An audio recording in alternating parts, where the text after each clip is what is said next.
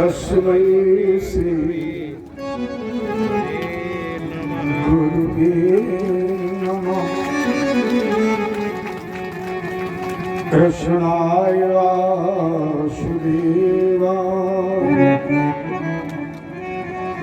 हरे परमात्मने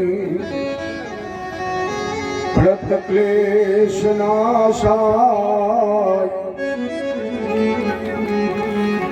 गोविन्दाय नमो नमः।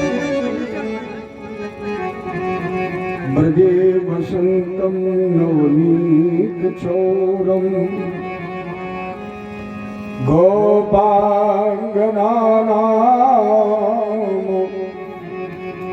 चतुकूलचौरम्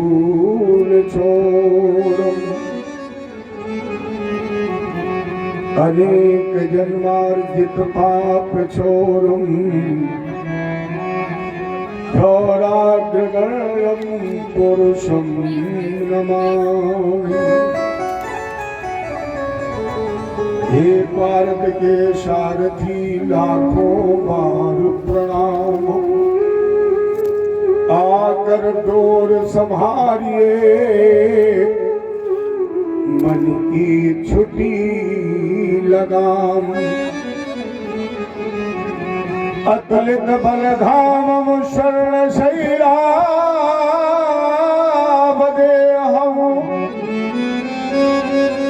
धनुज बल कृशाणो ज्ञानिनामग्रगण्यम्।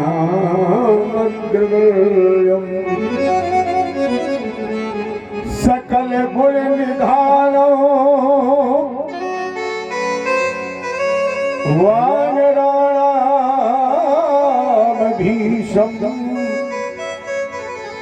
रघुपत प्रिय भक्तम् वाग्जातं नमामि। जय श्री कृष्ण भगवान जय हो। रामचंद्र की जय हो। उमापति महादेव की जय हो। आदिशक्ति दुर्गे मैया की जय हो। भागवत भगवान की जय हो। भोले बजरंगबली की जय हो। जय जय श्री राम। जय जय श्री राम। जय जय श्री राम। अखिल कूट ब्रह्मांड नायक पूर्ण प्राप्त परब्रह्म परमात्मा नंद नंदन कन्हैया यशोदानंदन घनश्याम भगवान कृष्ण के अंश श्री भगवत चरणानुरागी हमारे सजन स्नेही बंधु उपस्थित हिंदू समाज आदिशक्ति पराम्बा मां भगवती जगदम्बा अन्नपूर्णा मुक्तदानी प्रातःस्मरणी शक्ति स्वरूपा श्रद्धे माता और बहनों,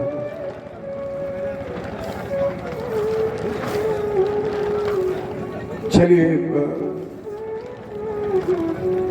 भजन के साथ जो बीच में व्यवधान आया इसका प्रायश्चित करते हुए पुनः भगवान की कथा से जुड़े।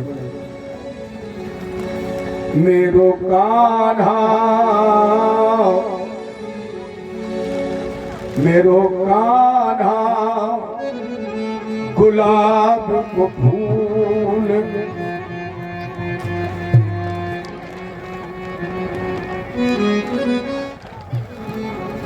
मेरो कान्हा गुलाब को फूल किशोरी मेरी कुसुमों कली। मेरो कान्हा गुलाब को फूल किशोरी मेरी कुसुमों कली।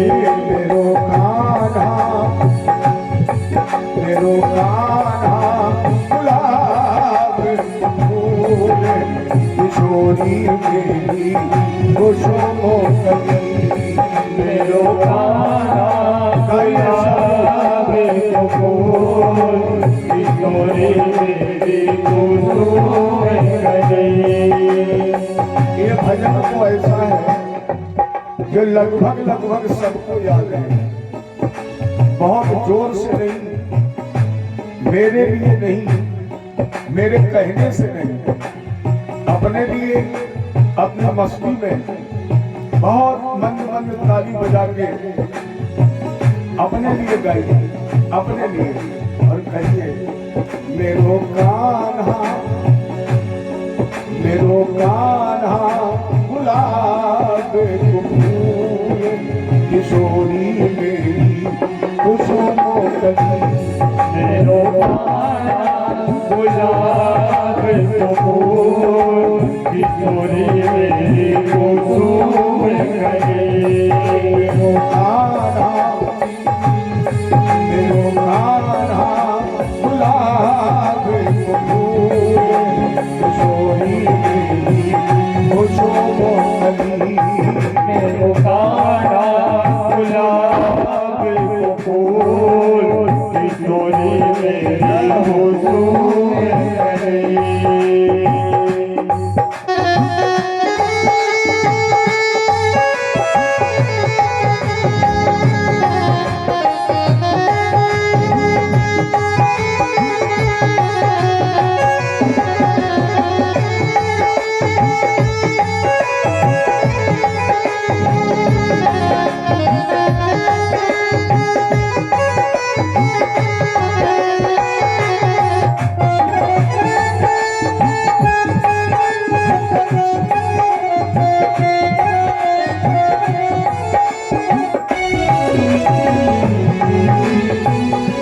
कान्हा मेरो नंद जी को छोड़ा, कान्हा मेरो नंद जी को छोड़ा। श्री राधे, श्री राधे व्रत भाने लली, किशोरी मेरी कुसुमों कली। श्री राधे कृष्ण लगी, किशोरी मेरी कुसुम कली। मेरो कान्हा, मेरो कान्हा गुलाब फूल, किशोरी मेरी कुसुमों कली। मेरो कान्हा गुलाब फूल, किशोरी मेरी कुसुम कली।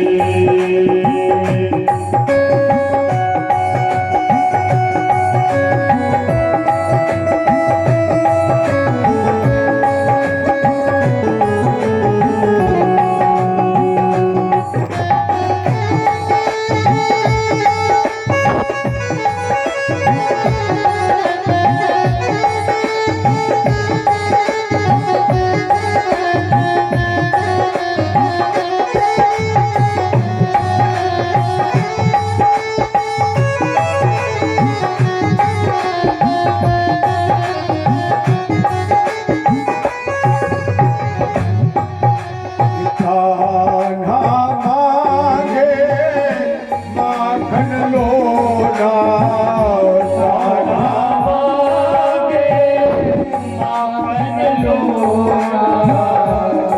श्री राधे, श्री राधे मिश्री की गली, किशोरी मेरी कुसुमों कली। श्री राधे किशोरी मेरी कुसुम कली। मेरो कान्हा, मेरो कान्हा गुलाब फूल, किशोरी मेरी कुसुमों कली। मेरो कान्हा गुलाब फूल, किशोरी मेरी कुसुम कली। कान्हा खेले रंग जुगे अनैना, कान्हा खेले नंद जुगे अनैना।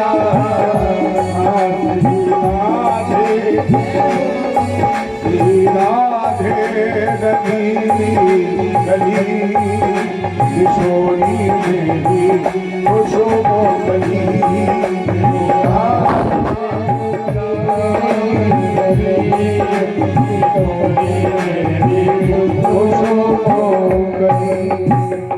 जय बोले कृष्ण भगवान की जय। शोले कलाओं से धरा को विभूषित करने वाले धर्म धन वाहक यादवेंद्र सरकार भगवान कृष्ण अपने बड़े भैया बलराम जी के साथ ब्रज को त्याग कर अपने चाचा क्रूर जी के साथ मथुरा की यात्रा। अभी आपको संदेश दिया जा रहा था, गोपियां रो रही थी, मैया यशोदा रो रही थी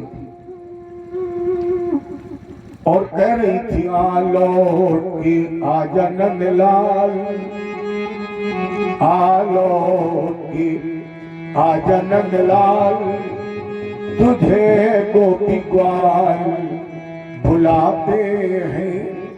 मेरा सूना पड़ा रे ब्रज धाम, मेरा सूना पड़ा रे ब्रज धाम, तुझे गोपी ग्वाल बुलाते हैं।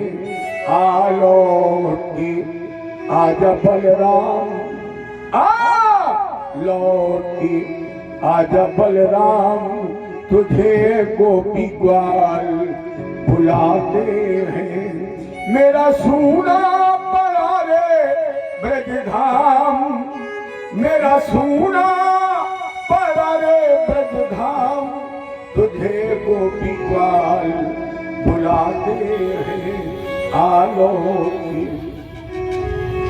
राजेंद्र समय क्या स्थिति एवं ब्रुवाण विरहा पुराभसम, ब्रज स्त्रिया कृष्ण विरक्त मानसा, विसृज्य लज्जाम रुरुदु शुश्रुरम, गोविंद दामोदर माधवेति। विसृज्य लज्जाम, मैया यशोदा ने जीवन में शायद पहली बार मर्यादा का उल्लंघन कर दिया। पुत्र कृष्ण के प्रेम में शायद मैया यशोदा ने आज देहरी का उल्लंघन कर दिया और भाग भरी विसर्ज लज्जाम, लज्जा त्याग कर अरे लाला रुक जाओ, कृष्ण रुक जाओ, अरे कन्हैया रुक जाओ, हमें ना छोड़ के जाओ। लाला कौन ऐसा संसार में अभागा व्यक्ति होगा जो अपने जीवन से गोविंद को जाने देना चाहेगा? कोई है ऐसा भक्त जो अपने जीवन से भगवान को जाने देना चाहता हो, इन प्रकार वो रोकना चाहता है? वही गोपियां कह रही कन्हैया रुक जाओ, मुझे ना छोड़ कर जाओ, कन्हैया रुक जाओ, मुझे ना छोड़ कर जाओ। अरे यशोदा से न नाता यूं तोड़ कर जाओ, कन्हैया रुक जाओ। भगवान जान गए ऐसे गोपियां मुझे जाने नहीं देगी।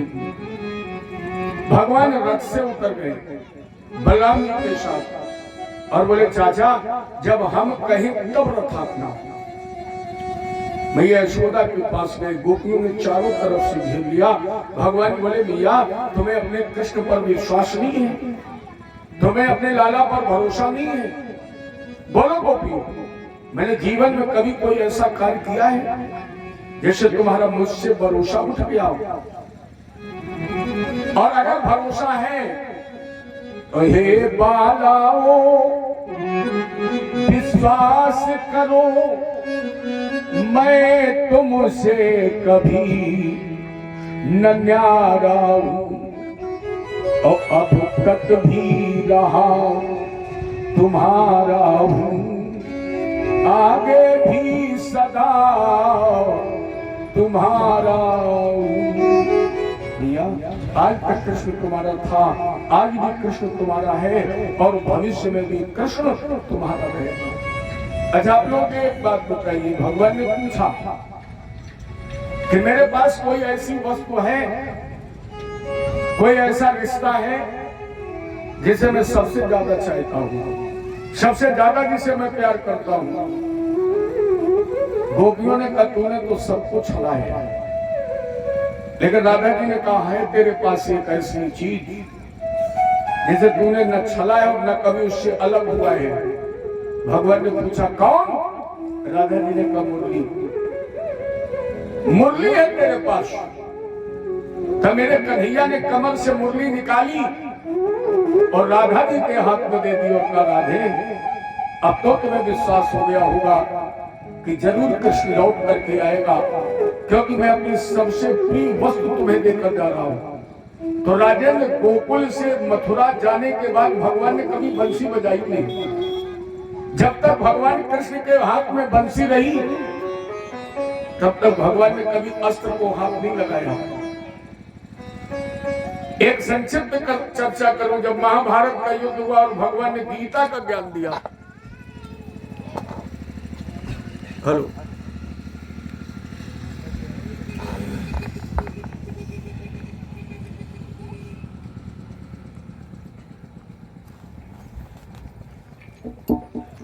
गीता का ज्ञान दिया। इसके बाद राधा जी से मिलन हुआ तो राधा जी ने कृष्ण से पूछा ये बताइए आपने ब्रज को छोड़कर क्या पाया और क्या खोया है? भगवान कृष्ण ने कहा राधा ब्रज को छोड़ने के बाद तो मुझे सब कुछ मिला है। मथुरा मिली, माता पिता मिले, द्वारकाधीश बना। राधा जी ने कहा सब कुछ मिला, जो तुम्हें मिलना चाहिए था वो नहीं मिला कृष्ण, क्योंकि ब्रज छोड़ने के बाद तुमसे छूट गया प्रेम। याद करो कृष्ण जिन कोमल उंगलियों से तुम मुरली बजाया करते थे और उंगलियों में आज चक्कर नाचता है, और इतना सब कुछ मिला। लेकिन बताइए 18 अध्याय में तुमने गीता का ज्ञान दिया, एक बार भी तुमने राधा नाम का स्मरण किया? तुम कह रहे हो कि मुझे सब कुछ मिला, कृष्ण में कुछ नहीं मिला। क्योंकि प्रेम की पतवार छोड़कर जब मथुरा में तुमने अस्त्र ग्रहण कर लिया तो एक मारा मारी के अलावा तुम्हें कुछ नहीं मिला। लेकिन कृष्ण मैं भी निवेदन कर रही हूं, कहीं भी भागवत हो, कहीं भी रामायण गीता का पाठ हो, जब तक मेरे नाम का उच्चारण नहीं होगा कृष्ण तब तक तेरी ये कथा पूरी ही नहीं होगी। इसीलिए और बोला जाता राधे राधे, भगवान ने भी नाम नहीं दिया। लेकिन राधा जी ने कहा कृष्ण गीता का ज्ञान कभी पूरा होगा जब राधा नाम का उच्चारण होगा। तब भगवान ने मुरली दे दी, गोपियां भ्रमित हो गई उस मुरली में।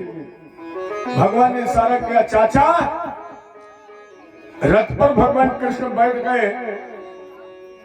रथेन वायु वेगेन, रथ हवा की तरह भागने लगा। कालिंदी मध्यनाशिनी, कालिंदी जी की तरफ जा रहा है, यमुना जी की तरफ। और यशोदा दी गोपियां कब तक उस रथ की तरफ देखती रही जब तक यावदा लक्ष्यते केतुर यावद रेरु रथस्य चाम। यशोदा दी गोपियां तब तक रथ की तरफ देखती रही जब तक रथ की उड़ती हुई धूल दिखाई पड़ती रही।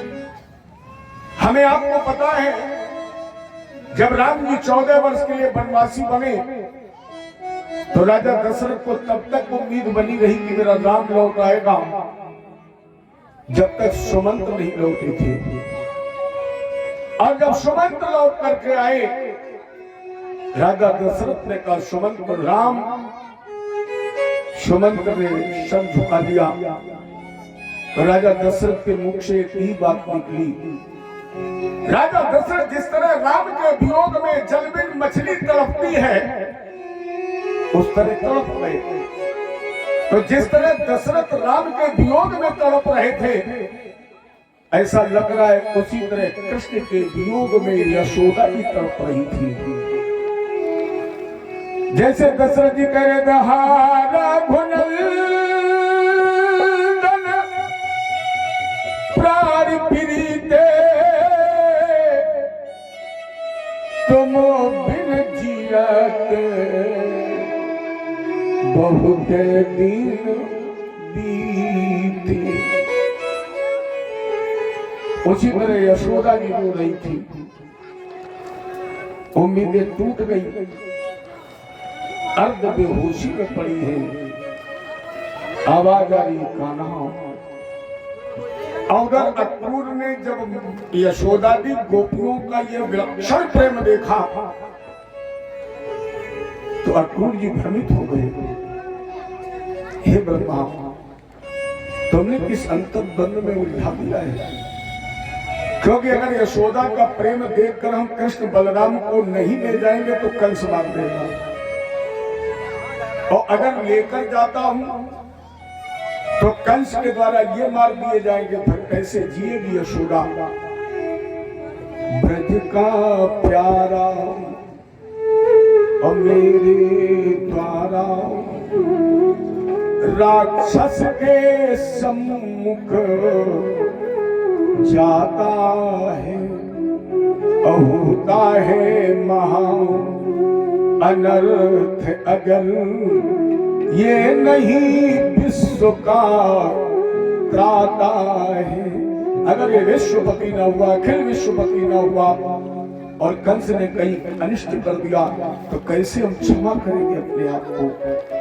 लोग क्या कहेंगे? चाचा और भतीजे के संबंध को बदनाम कर देंगे। इसी अंतर्द्वंद में उलझे थे। भगवान ने कहा चलो इनका एक द्वंद समाप्त कर दिया जाए। और कालिंदी मत्तनाशिनी, जैसे कालिंदी जी के किनारे रथ रुका, अक्रूर जी ने कहा लाला हम नहा लें। कहे बोले चाचा हम भी नहा लें, पता नहीं मथुरा से कब लौट पाएंगे।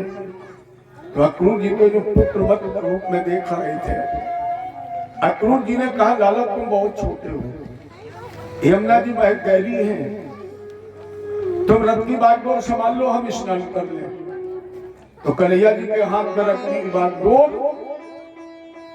और अक्रूर जी वस्त्र उतार के जैसे डुबकी लगाई तो सोई जाने जही दे जनाई, और जानत तुम्हें हुई जाई। वही जानता जिसे वो जगवाना चाहता है। तो आज भगवान की कृपा हो गई, अक्रूर जी ने डुबकी लगाई, अचानक आंख खुल गई, और जैसे आंख खुली तो कृष्ण बलराम मैं रथ के यमुना जी के बीच में। अक्रूर जी ने कहा वो गलती हो गई, बच्चे छोटे थे, घोड़े बड़े तेज चलने वाले थे, रथ की बागडोर मैंने दे दी, कृष्ण से रथ संभला नहीं और घोड़े मैं कृष्ण बलराम को लेकर रथ में डूब गए यमुना जी में। तो फिर इन्होंने ऊपर उछल करके देखा, और जब यमुना जल के ऊपर आए किनारे देखा तो कृष्ण रथ बलराम सहित किनारे खड़ा है।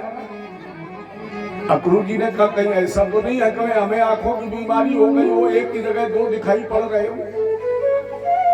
ये फिर डुबकी लगाई, और जैसे अक्रूर जी ने दोबारा डुबकी लगाई तो अब की बार ना तो रथ था, न घोड़े थे, न बलराम भैया थे। फिर बोले बलराम जी हजार फरधारी शेष के रूप में, जिस शेष की सैया पर हमारे प्रभु श्याम सुंदर जी शांताकारम भुजग सैनम पद्मनाभम सुरेशम। उस समय भगवान कृष्ण चतुर्भुज रूप में शंख चक्र गदा पद्म, होठ जिनके पके हुए कुंडू की तरह लाल, जिनके नेत्र हिरण की तरह चपल, जिनके चरण कमल की पंखुड़ी से भी ज्यादा कोमल, जिनके केश घुंघराले, होठों पर मंद मंद मुस्कान। अक्रूर जी ने हाथ जोड़ लिए, प्रभु मेरा जीवन धन्य हो गया।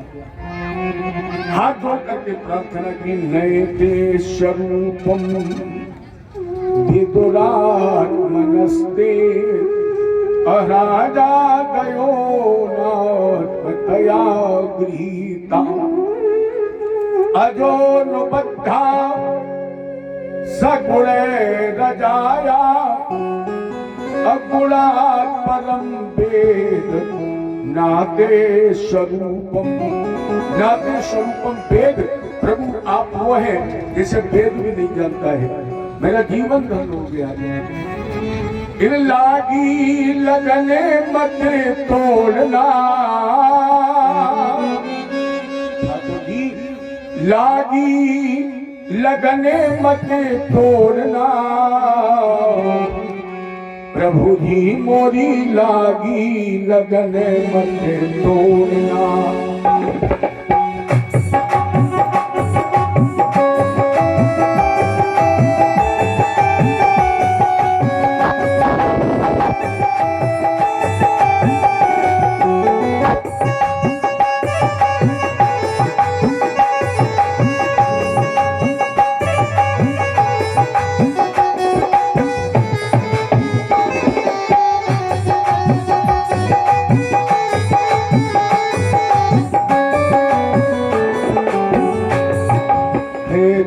बुआई मैंने तेरे नाम की, खेती बुआई मैंने तेरे नाम की, खेती बुआई मैंने तेरे नाम की, खेती बुआई मैंने तेरे नाम की, मेरे भरोसे मत छोड़ना, हाँ मेरे भरोसे मत छोड़ना, प्रभु जी मोरी लागी लगन मत तोड़ना, प्रभु जी मोरी लागी लगने मत तोड़ना, लागी लगने मत तोड़ना, हाँ लागी लगने मत तोड़ना, प्रभु जी मोरी लागी लगन मत तोड़ना, प्रभु जी मोरी लागी लगने मत तोड़ना।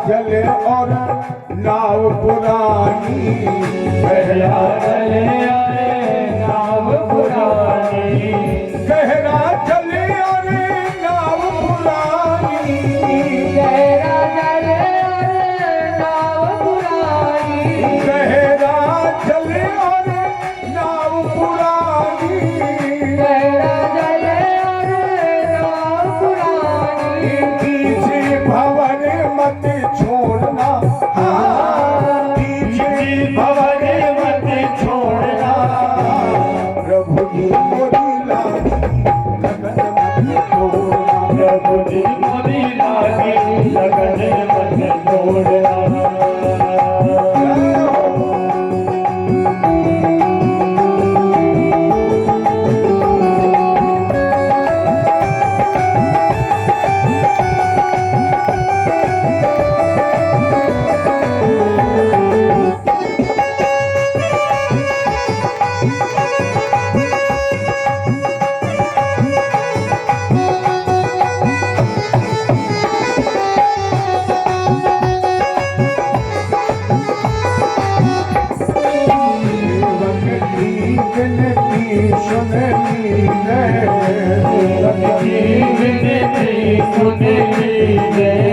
सेवक की विनती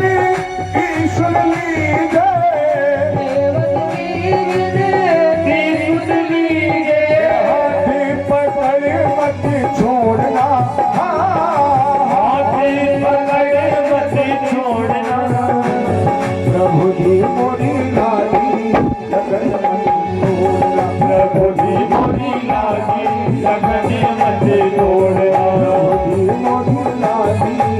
लगन मत तोड़ना, प्रभु जी मोरी लागी लगन मत। प्रभु हमें पता है गुणात् परम वेद नाते स्वरूप। आप वो है जिसका वेद भी पार नहीं पाते हैं। नाते स्वरूपम वेद, भगवान का स्तवन किया। अक्रूर जी ने वस्त्र धारण किए रथ पर बैठे और मथुरा नगर से पहले एक उपवन, उस उपवन में जहां बाबा नंद गोप ग्वालों के साथ रुके हुए थे, यहीं पर अक्रूर जी ने रथ रोक दिया। कृष्ण बलराम को रथ से उतारा। हालांकि अक्रूर जी ने कहा, लाला कहा तुम आप वन में रहोगे, मेरे घर चलो। कन्हैया बोले, चाचा आपका घर तो मेरा ही घर है, लेकिन अभी आप निमंत्रण लेकर गए और प्रथम निमंत्रण किसका है? मामा का। और आप तो जानते हैं मामा क्या खूब मिलता है खाने पीने। अगर मामा सीधे सीधे ना दे तो थोड़ा घूसा थप्पड़ कर लो। और फिर जिसका मामा राजा हो, ये चाचा पहले मामा का निमंत्रण, इसके बाद आपका मैं आऊंगा आपके यहाँ भी। जाओ जाकर मामा से कह दो कि तुम्हारे दोनों भांजे कृष्ण और बलराम निमंत्रण स्वीकार करके मथुरा नगर के पास आ चुके हैं। और अक्रूर जी ने जिस समय ये संदेश दिया, कंस को विश्वास नहीं था कि निमंत्रण प्राप्त करके आ जाएंगे दोनों। धक्का लगा। इधर रात व्यतीत हुई। भगवान कृष्ण दूसरे दिन तीसरे पहर बाबा नंद से आदेश लेकर ग्वालों के साथ नगर भ्रमण के लिए चले। और जैसे नगर भ्रमण के लिए चले तो रजकम कश्चिदायान्तम रंगकारम गदग्रजाम अदृष्ट्वा याचत धौतन्येतयुक्तमानुचाम। जैसे भगवान कृष्ण नगर के मुख्य दरवाजे में प्रविष्ट हुए तो भगवान ने देखा 10-20 लोग अपने सर पर पोटली और एक आगे चल रहा है। भगवान दौड़ करके गए, बोले भाई साहब आप कौन हैं? ये आपके साथ जो सहयोगी हैं ये किसके बोझ से लगेंगे? किसकी पोटली है? तब वो धोबी बोला, एक गम में चराने वाले ग्वाले।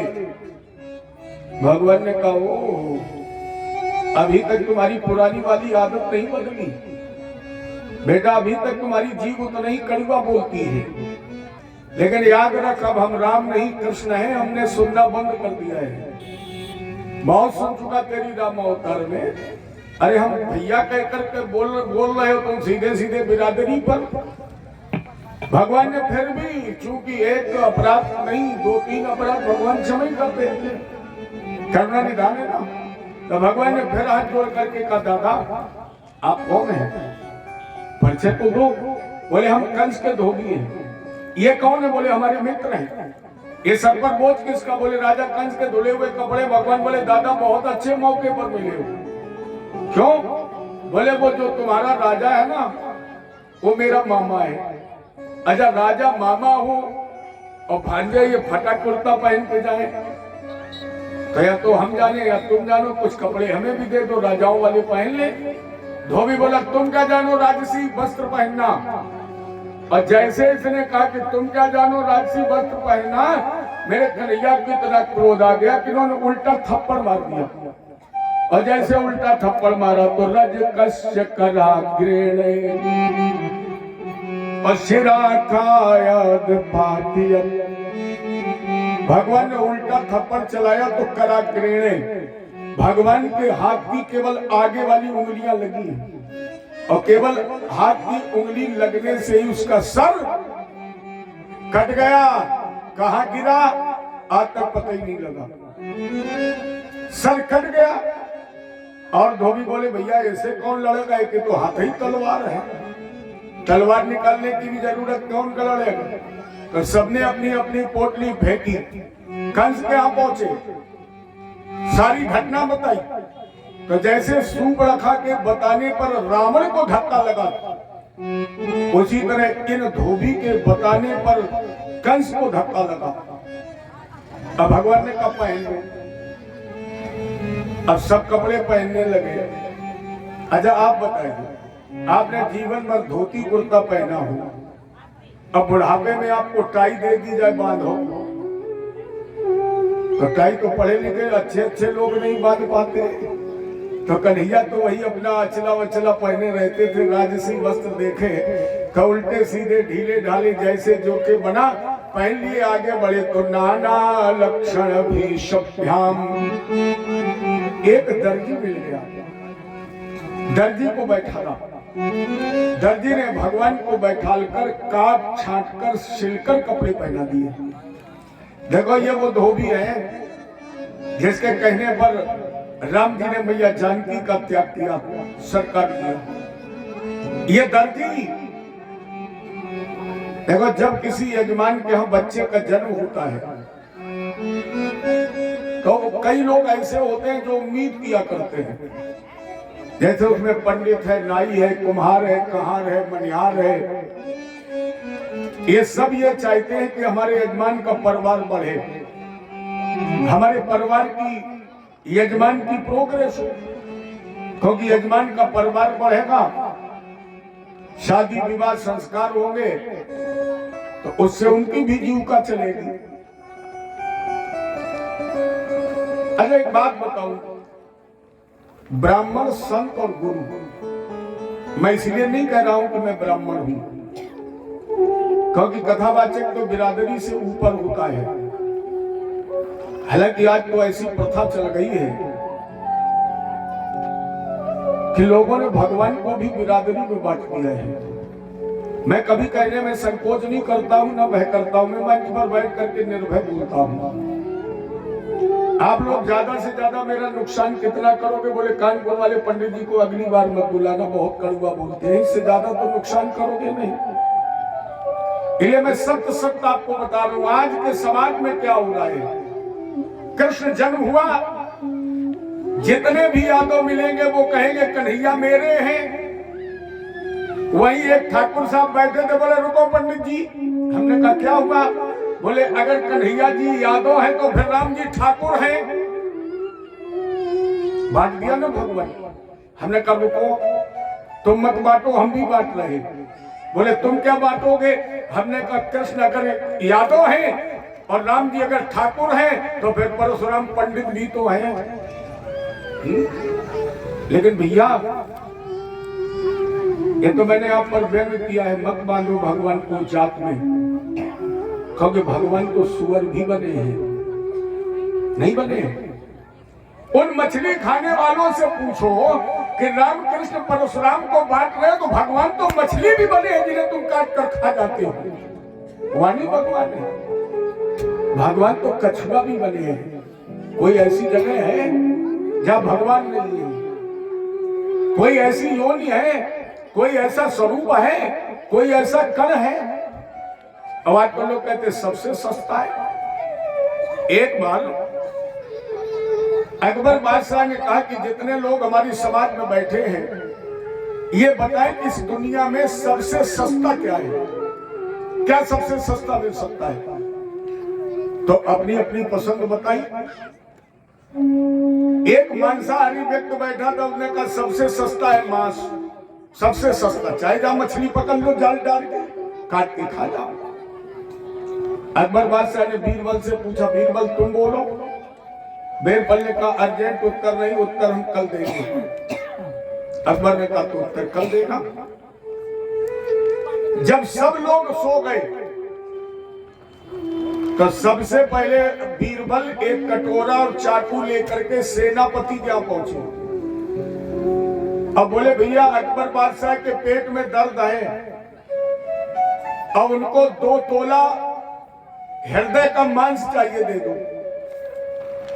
2 तोला हृदय का मांस दे दो, अकबर का दर्द ठीक हो जाए। सेनापति बोला 10 लाख हमसे ले लो, अब बदले में किसी दूसरे का मांस ले लो। 10 लाख बीरबल ने लिए, दूसरे के यहाँ पहुंचे। बोले भैया अकबर बादशाह को दर्द है, 2 तोला हृदय का सोन चाहिए, 2 तोला मांस। वो बोला हमसे 20 लाख ले लो। अकबर बादशाह के सामने बीरबल दूसरे दिन पहुंचे, 2 करोड़ रुपया रखा और बोले महाराज जी 2 तोला मांस खरीदने के लिए ये 2 करोड़ रुपया भी कम है, और लोग कहते हैं ये सस्ता है। अच्छा बताइए, इतने लोगों में किसी को 2 करोड़ दे दिया जाए, कोई अपने हृदय का 2 तोला मांस दे देगा? देगा कोई? कोई नहीं देगा। और जिसको काट के खा जाते हो उसे भी तो अपना जीवन इतना ही प्यारा है? वो बेचारे लाचार हैं, लेकिन उनके अंदर भी तो भगवान है। उनके अंदर भी तो तेरा जिस कन्हैया और राम कृष्ण परशुराम को तुम बांट रहे हो, वो भी तो उसके अंदर बैठा है। तो ब्राह्मण, गुरु और संत क्यों पूजा जाता है? देखो, डॉक्टर अगर भगवान को अगरबत्ती लगाएगा, ध्यान देना, सुबह अगर क्लिनिक पर बैठकर भगवान की अगरबत्ती लगाएगा और वो ये कहेगा कि मेरा बिजनेस अच्छा चले, तो डॉक्टर का बिजनेस तभी तो अच्छा चलेगा जब कोरोना वायरस फिर फैलेगा। जितनी ज्यादा बीमारी महामारी होगी उतनी ज्यादा डॉक्टर का बिजनेस चलेगा। अगर वकील बस्ता पर जाकर अगरबत्ती लगाता है, मेरा वकालत बढ़िया चले, तो वकील की वकालत तभी तो चलेगी जब भाई भाई में लाठी चलेगी, मुकदमा होगा, तभी तो वकालत चलेगी। पुलिस वाला अगर वर्दी पहन करके अगरबत्ती लगाता है और ये कहता है कि थोड़ी सेवा शुल्क, तो सेवा शुल्क तभी तो मिलेगा जब चौराहे पर। लेकिन ब्राह्मण, गुरु और संत अगर अगरबत्ती लगा करके ये कहेगा कि प्रभु मेरा बिजनेस अच्छा चले, मेरी चढ़ौती अच्छी हो, ईमानदारी से बताना, आपको बीमार होना पड़ेगा? नहीं होना पड़ेगा। मेरी चढ़ौती अच्छी तभी होगी जब आपकी जेब मजबूत होगी। अगर मजबूत नहीं होगी तो कथा कितनी भी अच्छी हो जाए, कुछ मिलेगा? तो ब्राह्मण, संत, गुरु जब अपने लिए मांगता है तो कहीं ना कहीं उसमें समाज का हित होता है, और जब समाज का हित होता है, यजमान का हित होता है, तब हम लोगों का हित होता है। माने निज स्वार्थ में भी कहीं ना कहीं परस्वार्थ की भावना रहती है। तो वही पंडित, नाई, कुम्हार, कहार, अब भगवान कहाँ पहुंचे? दर्जी कहाँ बैठाले, सबके काट छाट कर सिलकर कपड़े पहनाए। भगवान बोले हम बहुत प्रसन्न, बर मांग लो।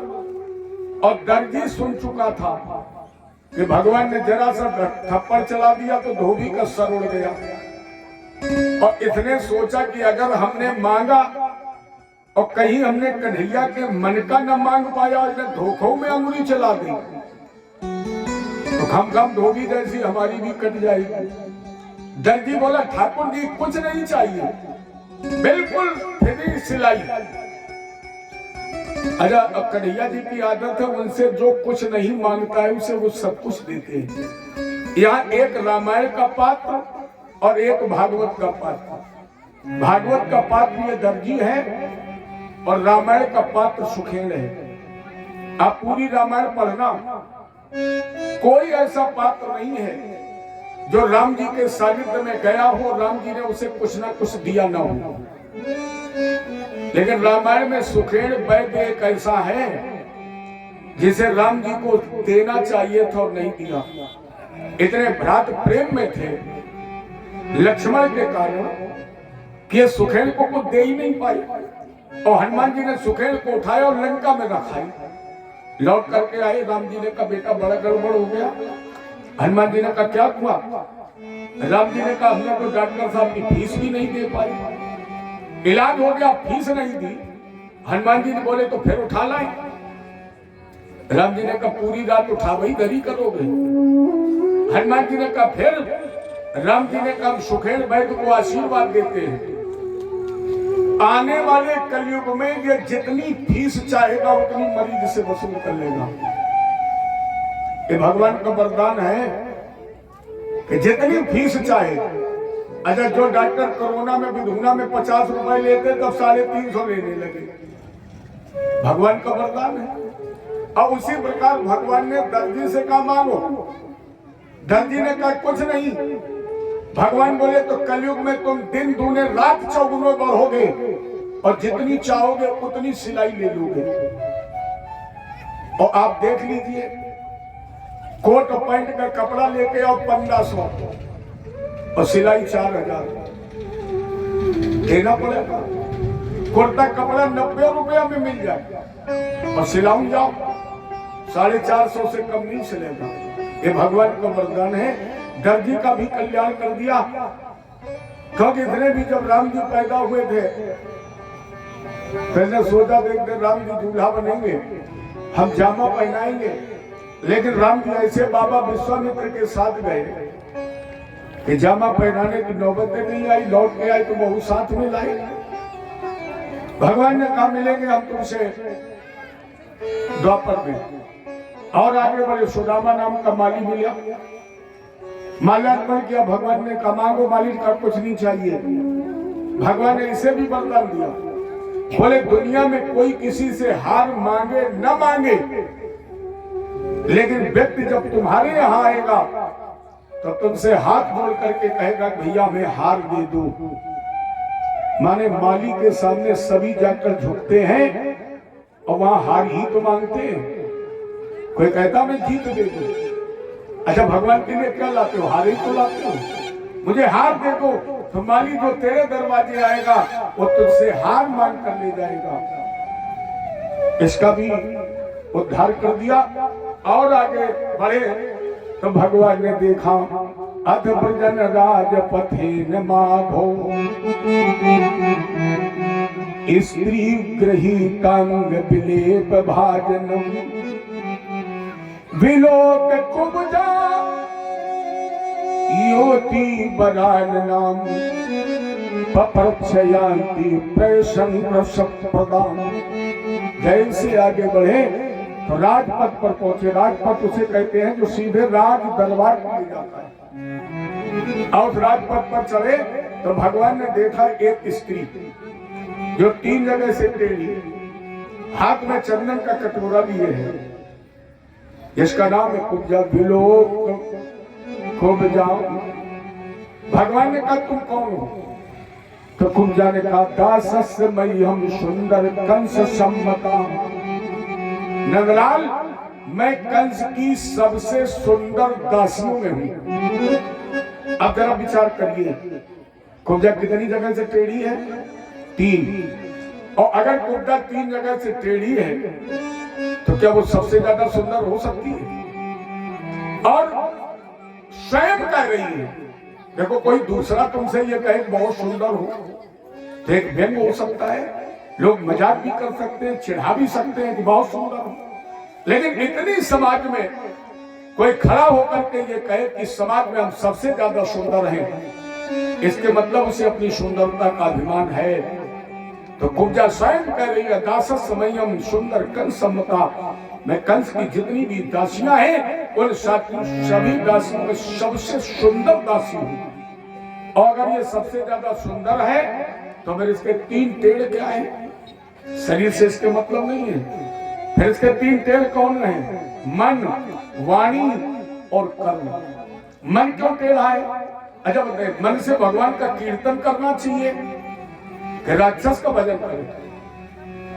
और जो मन राक्षस में लग जाए वो टेढ़ा हो गया। इसके बाद ये चंदन लगाते हैं। भैया ईमानदारी से बताइए, चंदन देवताओं को लगता है कि राक्षस को लगता है? और जो चंदन लगाने का कर्म राक्षस के लिए करे, इसके मतलब उसका कर्म भी टेढ़ा है। क्योंकि कंस की दासी है, कंस की नौकर है। इसलिए ये गीत भी कंस के ही गाती है। परिणाम स्वरूप इसकी वाणी भी टेढ़ी है। और 3 टेढ़ होने के कारण लिखा गया कि विक्रया ये 3 जगह से टेढ़ी है कुब्जा। लेकिन जैसे भगवान की नजर से नजर इसकी मिली तो लोगों ने क्या नजर मिलाना हो गया मुरली वाले तेरा। जैसे नजर से नजर मिली तो इसका पहला टेढ़ सीधा हो गया, मन सीधा हो गया। और जब मन सीधा हो गया तो कुब्जा ने कहा ये चंदन कंस को नहीं लगेगा, अब ये चंदन लगेगा कृष्ण को। कंस के लिए दूसरा चंदन। तो इसने भगवान के मस्तिष्क पर जैसे चंदन लगाया वैसे होश ही नहीं रहा। कृष्ण के केवल मस्तक में नहीं, आंख, कान, नाक, मुंह, जैसे नहीं माता पूरा पहले चौका पूर देती थी पूरे मुंह में। फिर कुब्जा ने चंदन लिया दोबारा, और जैसे तिबारा चंदन लेकर मुंह में पोतने लगी, भगवान ने हाथ पकड़ लिया कुब्जा। कुब्जा ने कहा यही तो चाहती थी, हाथ पकड़ लो।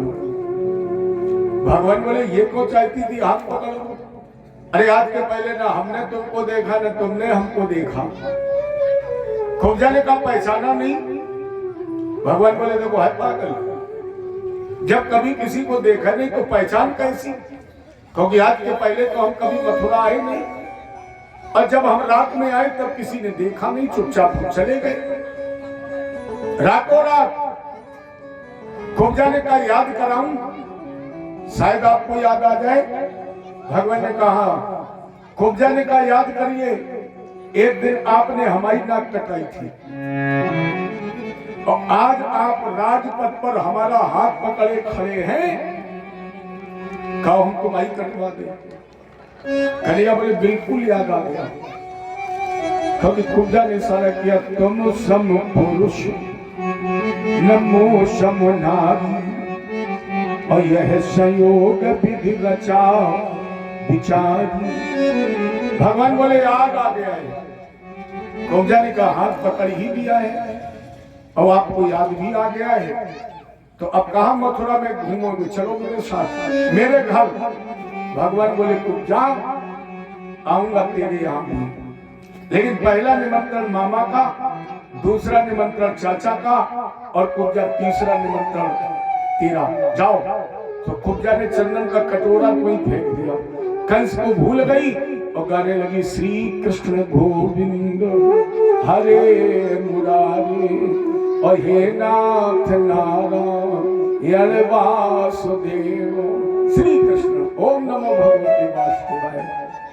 गली गली कुब्जा नाचने लगी, गाने लगी, अरे मुरलिया वाले रे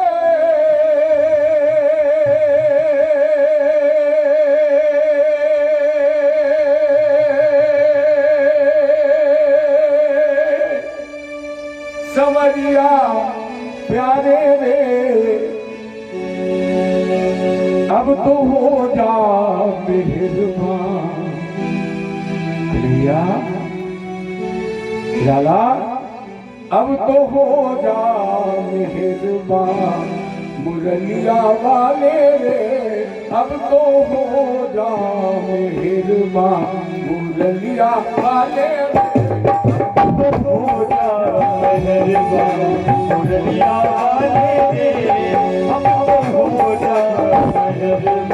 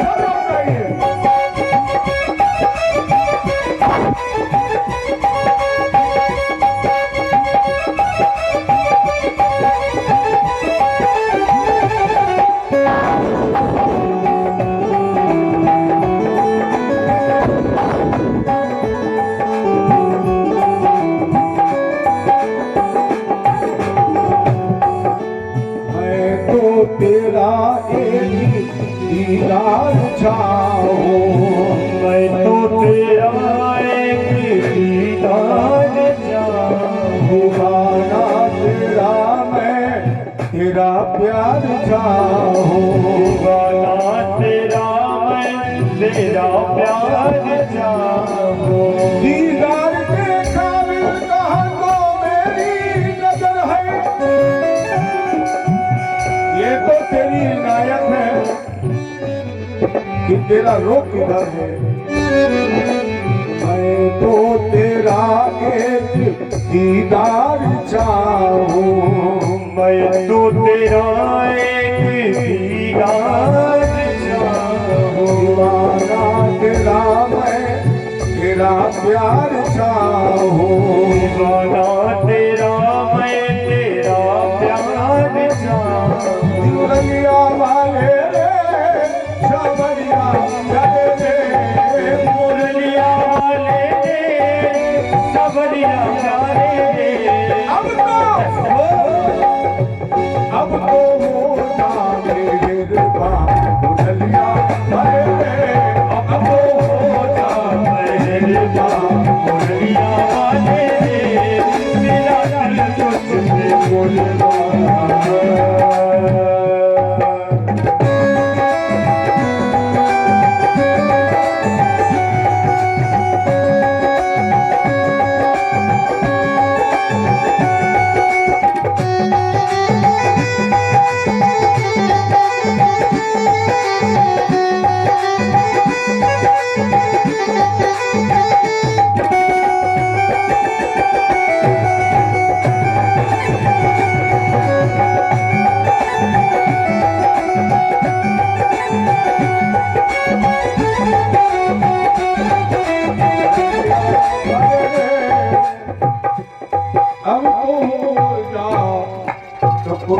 पूरा फेंक दिया गली गली में नाची।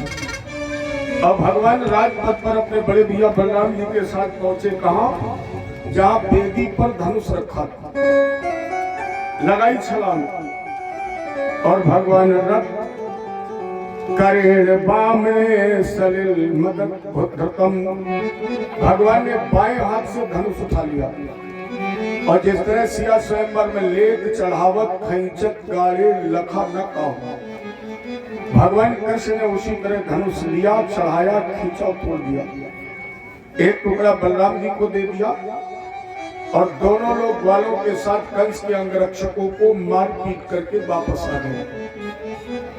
इतना घनघोर शब्द हुआ कि कंस भी भयभीत हो गया। धनुषो भाजमान से खमरोदशी दिशा, 10 दिशाओं में कंपन हो गया।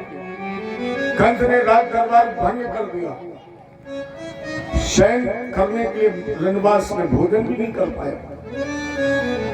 राजा ने परीक्षित, जिस प्राणी को अपना सर छाया में न दिखाई पड़े, आपका प्रतिबिंब बने और आपको सर दिखाई ना पड़े, इसके मतलब आपकी बहुत कम उम्र रह गई है। जब आपकी उम्र 1 महीने रह जाएगी तो आपको अपनी आंखों से अपनी नाक का अग्रभाग दिखाई देना बंद हो जाएगा। आप जमीन पर पैर रखें और आपका आधा पैर छपे, इसके मतलब आपकी उम्र 6 महीने रह गई। माने सर न दिखाई पड़े 1 साल, पैर आधा छपे माने 6 महीने, और नाक से अग्रभाग दिखाई न पड़े समझो 1 महीना। 2 तारे दिखाई पड़े समझो मृत्यु सन्निकट आ गई और सारी बीमारियां दूर हो जाए और आप निरोगी हो जाए, समझो बस काम खत्म। जैसे आपने देखा होगा जो बड़े बड़े लोग अच्छे अस्पतालों में भर्ती होते हैं, डॉक्टर कहता रहता भी हालत खतरे में है, अगले दिन बुलेटिन आती हालत स्थिर है, तीसरे दिन बुलेटिन आती है कि अब स्वास्थ्य में सुधार हो गया, और शाम के अचानक खबर आती है बेड़ा, क्योंकि संसार में जीव हमेशा निरोगी आता है और निरोगी ही जाता है। न ये रोग लेकर आता है और न ये रोग लेकर जाता है। ये रोग तो सब हम आप यही पैदा करते हैं। तो कंस की उम्र रह गई मात्र 24 घंटे और आपकी कथा में कंस की उम्र रह गई मात्र 14 मिनट। अच्छा बताओ, जिसको ये पता लग जाए कि अभी हम 14 मिनट के बाद मारे जाएंगे और उसके सामने बढ़िया काजू की बर्फी रख दी जाए और कहा जाए खाओ, बर्फी खाने मन लगेगा? मन नहीं लगेगा। हम आप बैठे हैं और सबके ऊपर कच्चे धागे में बांधकर तलवार टांग दी जाए, कच्चे धागे में तलवार बंधी हो सर के ऊपर और बढ़िया सामने रसगुल्ला रखे हुए और कहा जाए रसगुल्ला खाओ, मन लगेगा? मन लगेगा तलवार में कि जरा सा भी धागा हिल गया तो जहां प्लेट में रसगुल्ला है वहीं सर पहुंच जाएगा। वही कंस की स्थिति थी। न एक गिलास भोजन कर पाया, न एक बूंद पानी पी पाया, न 1 मिनट सो पाया। दूसरे दिन 3.5 हाथ ऊंची मंच पर नग्न तलवार लिए कंस बैठा है। इसके बाद कंस के 8 भाई बैठे हैं, चारों मुष्टिक सल कौशल कूट बैठे हुए हैं, नंद आदि वाले बैठे हैं, मथुरा के वृद्ध बच्चे नर नारी यथोचित आसन पर बैठे हुए हैं। दरवाजे पर 60,000 हाथियों का बल रखने वाला कुबलिया पेट नाम का हाथी, जिसकी पीठ पर बैठा हुआ महावत और दोनों शराब के नशे में है।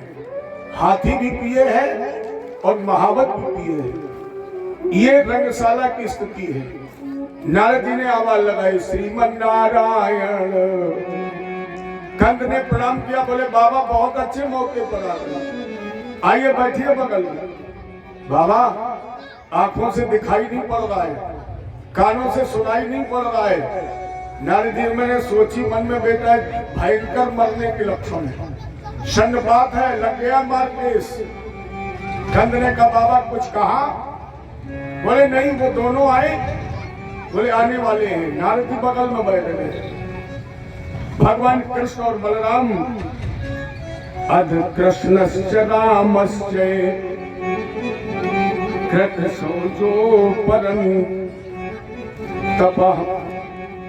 अब भगवान नित्य क्रिया से निवृत्त होकर मलशाला की तरफ जब चले तो रंग द्वारम समासाध्य तस्मिन्नागम वस्थितम। रंग द्वार के सामने पहुंचे, भगवान ने कहा ये महावत हाथी हटाओ। तो महावत ने अंकुश लगाया, बोले यही है कंस के दोनों शत्रु। तो हाथी ने सूंड बढ़ाई। कन्हैया बोले दौला, मामा ने बढ़िया उड़न खटोला की व्यवस्था की है, झूल लो। तो कन्हैया ने पकड़ ली सूंड और बलराम जी ने पकड़ ली पूंछ। तीर धनुष आगे, तीर धनुष पीछे, 2-3 बार आगे पीछे खींचा। बलराम जी ने पूंछ छोड़ दी। भगवान ने क्या किया? अब कुबले पीडम। भगवान ने सूंड पकड़ करके झटका लगाया, जैसे गिर गया गर्दन पर रख लिया पैर।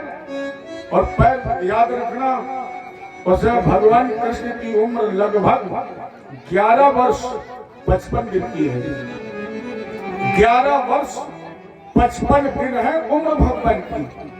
कुछ लोग कहते हैं कृष्ण कोई भगवान थे, ऐसे अज्ञानी भी है लोग जो कहते राम और कृष्ण भगवान थे। कुछ ऐसे भी पैदा हो गए भारत में जो कहते कि हम भगवान हैं। मुझे शर्म आती उन लोगों पर जो इस तरह को उपदेश ग्रहण करके अपने राम कृष्ण और हनुमान की मूर्तियों को बम्बा, तालाब और कुएं में फेंक देते हैं और ये कहते हैं कि राम कृष्ण को था ही नहीं। अगर ये मान लो कि जब कृष्ण थे तब नकली भगवान बन गए, आज नकली भगवान पैदा हो गए, कौन बड़ी बात है? कल कथा में सुनोगे, फाउंडर बन गया भगवान के सामने। और मैं तो कहता हूँ किसी को नकली मत मानिए, सबको असली भगवान मानिए। लेकिन आज के उन भगवानों से एक परीक्षा जरूर कर लीजिए। उनसे कहिए कि भगवान कृष्ण ने 7 वर्ष की उम्र में 7 कोष का गोवर्धन 7 दिन के लिए उठाया था, तो केवल खाली हाथ ही 7 घंटा उठा लो। अच्छा, इतने लोगों में है कोई पहलवान जो 7 घंटे इस तरह उठाई रहे? खमखा भगवान बन रहे तो चपरासी बनने लायक नहीं हो, क्योंकि 7 घंटे में हाथ अपने आप नहीं नीचे आएगा बगैर डॉक्टर के। डॉक्टर ही को नीचे करना पड़ेगा और मेरी समझ में बगैर इंजेक्शन के। नींद भी नहीं आएगी इतना। लेकिन भगवान ने क्या किया, 11 वर्ष 55 दिन की उम्र, और भगवान ने क्या किया, अप्सरा कुबलिया पीडम अमुष्टक, कृष्ण ने मुष्टि बनाई और गए से एक मुष्टि का वार किया, इस हाथी का उद्धार हो गया। जब कृष्ण भगवान की महावत भाग रहा था, भगवान ने हल फेंका और हल की नोक में महावत को अपनी तरफ खींचा, एक मूसल से ठोका।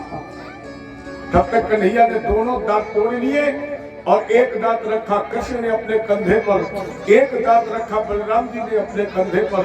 मलशाला के अंदर ऐसे घुस गए जैसे भेड़ों के झुंड में सिंह घुसता है। अरे जाती रही भावना जैसी,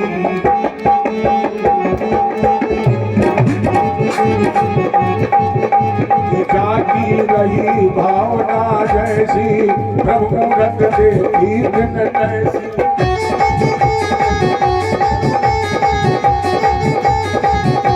जाती रही भावना, क्षण में समय मिले भगवाना, उमा मरम एक काव में जाना, एक क्षण में। किसी ने पुत्र के रूप में, किसी ने मित्र के रूप में, किसी ने भाई के रूप में, किसी ने संत के रूप में, किसी ने काल के रूप में देखा। तो कंस ने भी भगवान कृष्ण को, लेकिन महाकाल के रूप में। चारों तरफ से एक आवाज आई, कंस जिंदाबाद। लेकिन मन में सोच रहे थे, भगवान कितनी जल्दी काटे जाओ। ऊपर से जय क्यों बोल रहे थे? मथुरावासी सोच रहे थे, अगर हमने कह दिया कृष्ण जिंदाबाद तो कहीं ये बच गया तो गिन गिन के बीन के मारेगा। इसलिए ऊपर से बोल रहे थे कंस जिंदाबाद, अब मन में कह रहे थे हनुमान जी अपने भूसा वाली ताकत कन्हैया जी को दे दो, एक ही में काम हो जाए, प्रसाद हम भी 5 रुपए चढ़ा देंगे। यही होता है, अगर आप वतन का धर्म अन्नीत कर रहे हैं तो जो तुमसे भय खा रहे हैं वो तुम्हारे सामने तो तुम्हारी जय बोल रहे हैं, लेकिन अंदर रोज अगरबत्ती लगा रहे हैं, भगवान बेड़ा पाप। नारद जी ने कहा ये शोर कैसा? नारद जी ने कहा कि हैं दोनों तुम्हारे भांजे कृष्ण और बलराम। कंस ने कहा बाबा तो बैठे क्यों, आदेश कर दो चारों मुष्टिक सल तोषल कूट को कृष्ण बलराम को घेर कर मार दे, नंगा ग्वालों का कत्ल कर दे, देवकी वसुदेव को जेल में ही फांसी चढ़ा दे, एक भी वृंदावन से आने वाला ग्वाला वापस जाने ना पाए। नारद जी ने कहा रुको रुको रुको बेटा, आखिरी वाला गांव पहले चला रहे, और आखिरी वाला गांव पहले चला दिया, कहीं एक्शन की जगह रिएक्शन हो गया तब क्या करोगे? इसलिए अभी नहीं, अभी तुम्हारे पास चारों मुष्टिक सल तोषल कूट है, इन्हें लड़ाओ। बड़े बड़े 10-10 किलो रोज बादाम छान रहे। तो नारद जी ने कहा चारूर आगे बढ़ो लो, तो चारूर आगे बढ़ा, ताल ठोकी, आओ कन्हैया। हे नंद सुनो हे राम भवंतौ वीर सम्मतौ। आइए वीर कृष्ण। मुष्टिक ने कहा आओ बलराम। कन्हैया मुस्कुराए बोले काहे रे मौत मौत जोड़ है। कहा हम 11 साल के बच्चे, और कहा तुम विश्व विजेता पहलवान, तुम्हें हमसे ताल ठोकने में भी शर्म नहीं लगी? जबकि जहां युद्ध होता है, कुश्ती होती है अखाड़े में, हमने आपने तो बहुत देखी होगी। तो बाला भयम तुल्य बलय, किसमें कुश्ती होती? बराबर वाली में।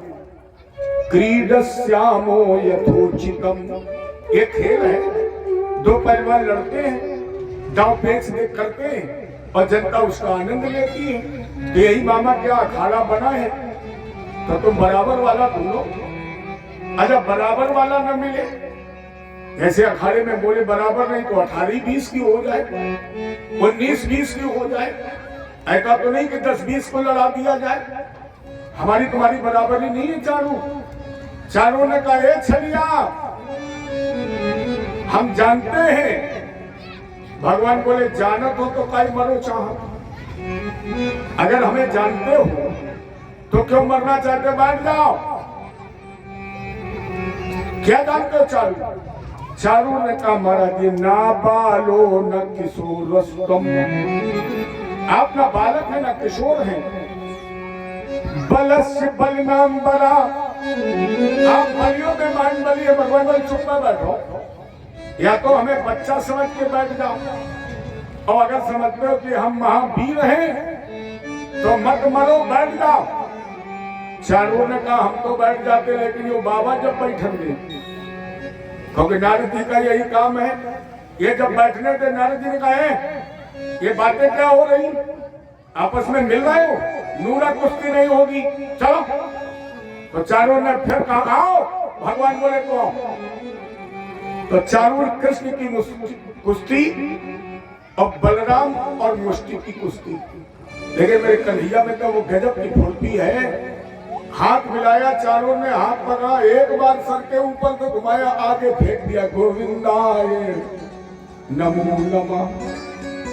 लेकिन बलराम जी धरती पकड़ पहलवान, तो बलराम जी नीचे और मुष्टि के ऊपर खूब रगड़े।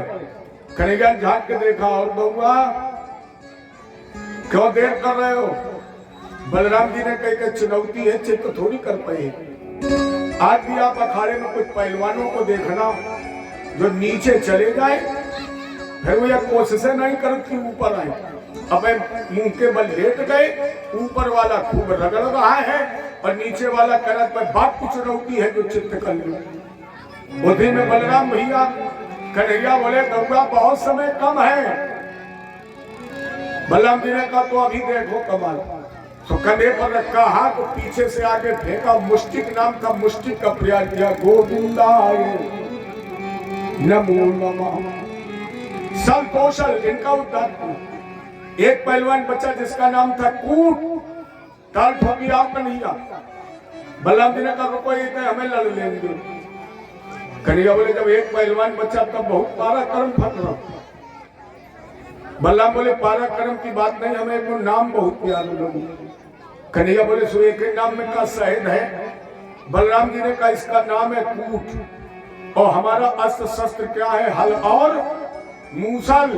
अच्छा आप लोग बताइए मूसल का काम क्या है? मूसल क्या करता है?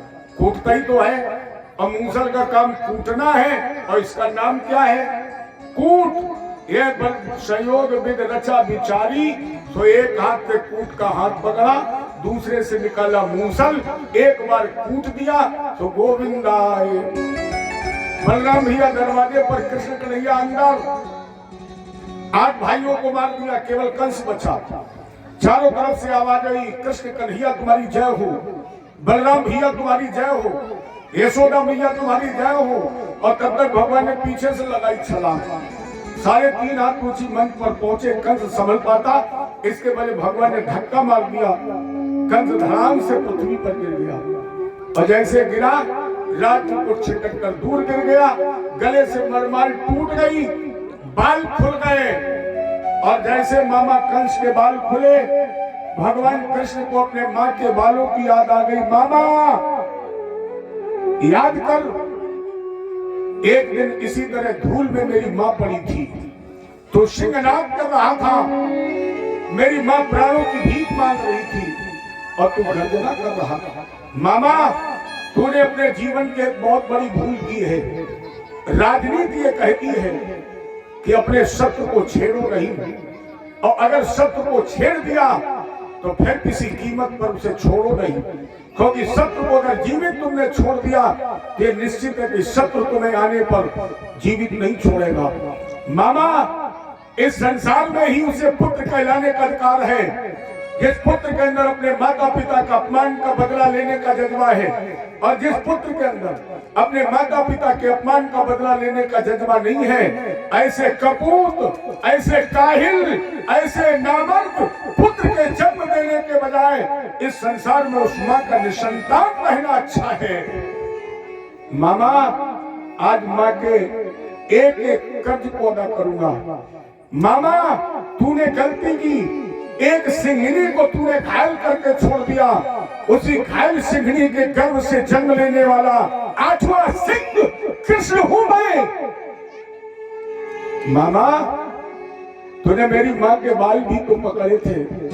भगवान ने बढ़ाया हाथ और मामा कंस के बाल पकड़ लिए, मलशाला के चारों तरफ घसीटने लगे, और भगवान ने कहा मामा समय ही हंसाए,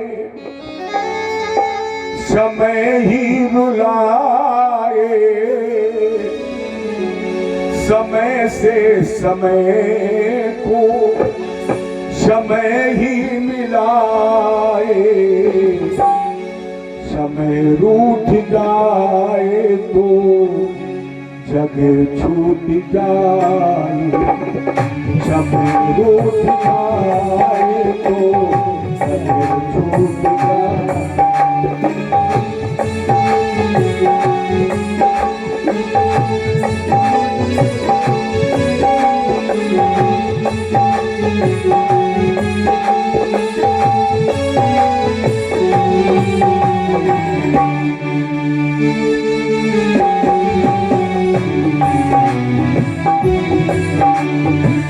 समय ही हंसाए, समय ही रुलाए, समय से समय को समय ही मिलाए, समय रूठ जाए तो जग छूट जाए।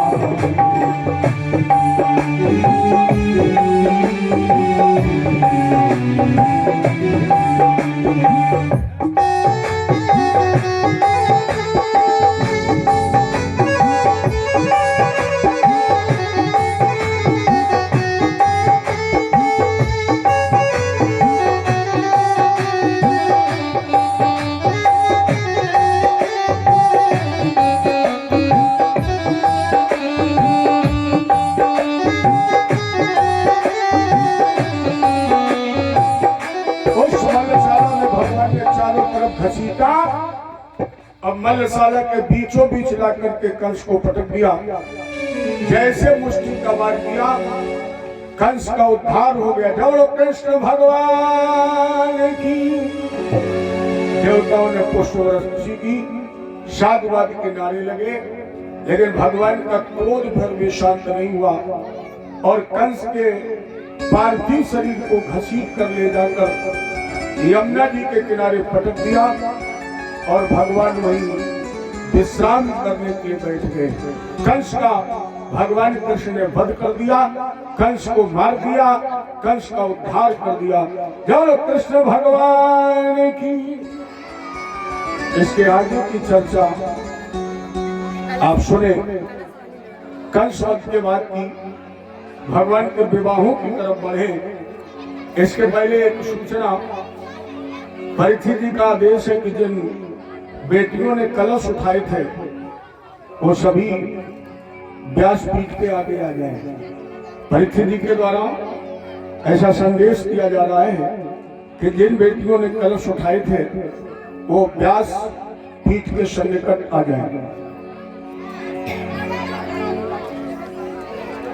जय बोले यज्ञ भगवान की जय। कंस को मारने के बाद भगवान कृष्ण ने अपनी दोनों मामियों को अस्थि और प्राप्ति को समझाया। कारागृह में जाकर माता पिता को बंधन मुक्त किया। अपने नाना उग्रसेन जी को मथुरा का राजा बनाया। भगवान कृष्ण ने बाबा नंद आदि ग्वालों को वापस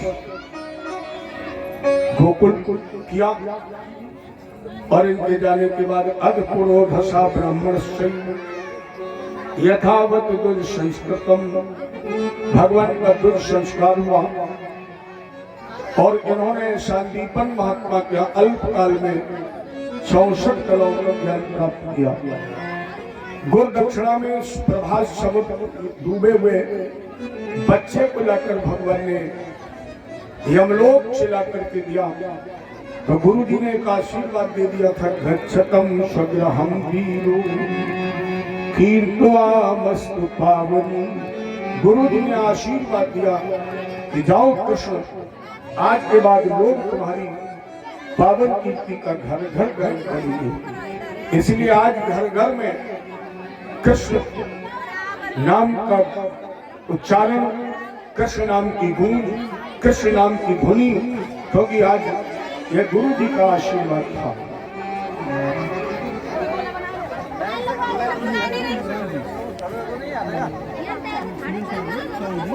भाई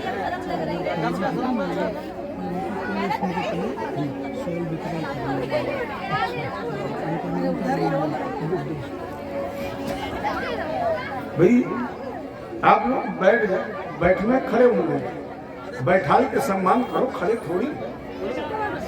बैठाल के सम्मान किया जाता है, किसी खड़े खड़े थोड़ी। अब फैशन बन गया, लेकिन वो खड़े खड़े खाना है तो फिर खड़े खड़े पहनना भी है।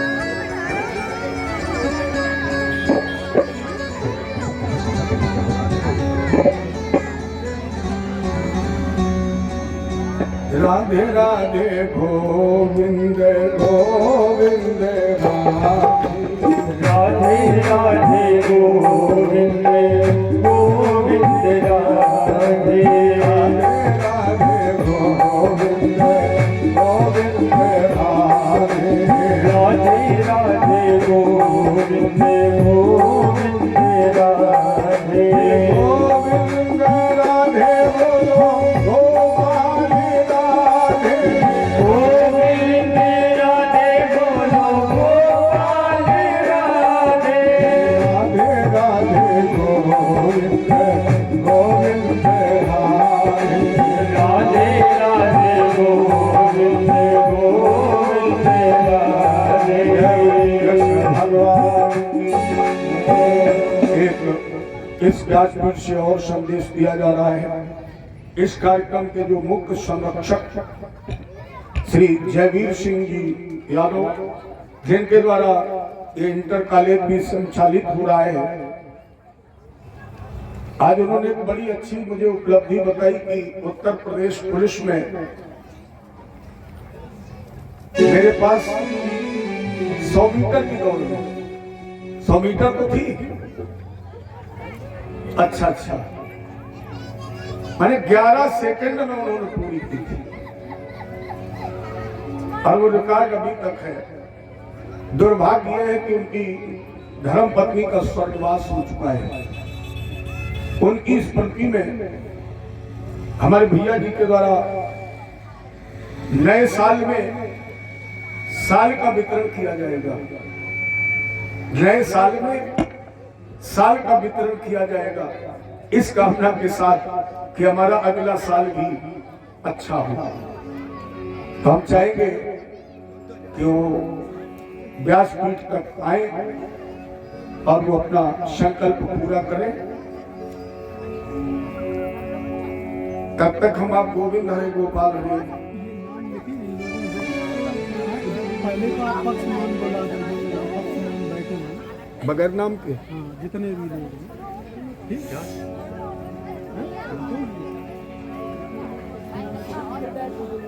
भैया ओम जी सहयोग करोगे? एक लड़के को भेजें, ये नाम बोल दो।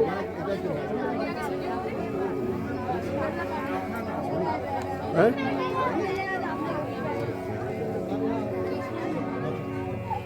भाई जितने हमारे भैया के मान्य पक्ष के लोग हैं, वो सभी व्यासपीठ के दाहिनी तरफ उपस्थित हो जाए और वो अपना सम्मान ग्रहण करें।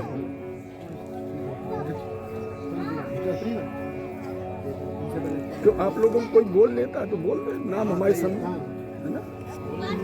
माइक उधर से ले लो। जिला पंचायत है जय हे विधुना के। गाँव के अच्छा, जय हो जय हो।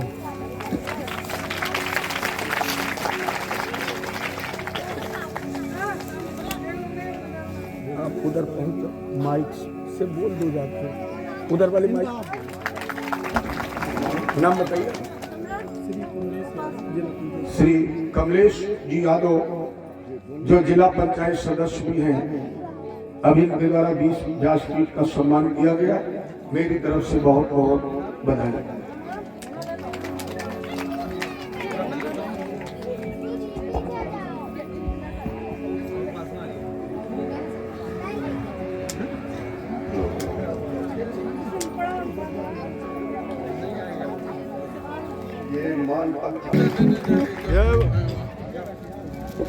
जय बोले कृष्ण भगवान की। जिला पंचायत सदस्य कमलेश कुमार यादव नगर। आज मेरी श्याम की शादी है, आज मेरी श्याम की शादी है, आज मेरे श्याम की शादी है, आज मेरे श्याम की शादी है। श्याम की शादी है, मेरे घन श्याम की शादी है। ओ श्याम की शादी है, मेरे घर श्याम की शादी है। आज मेरे श्याम की शादी है, आज मेरे श्याम की शादी है। ऐसा लगता है जैसे, ऐसा लगता है जैसे ब्रह्मांड की शादी है। आज मेरे श्याम की शादी है, आज मेरे श्याम की शादी है।